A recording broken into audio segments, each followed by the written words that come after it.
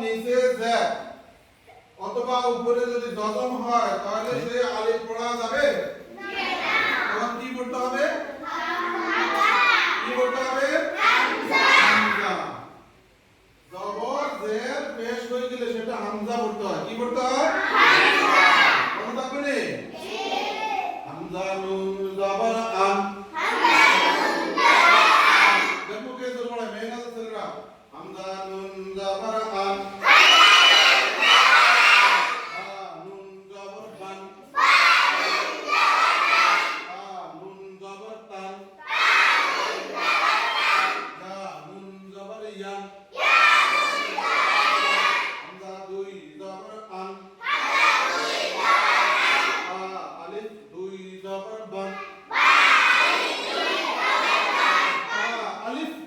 Number